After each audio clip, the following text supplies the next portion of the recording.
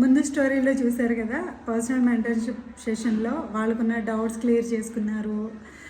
చాలామంది వాళ్ళకున్న experience share చేశారు.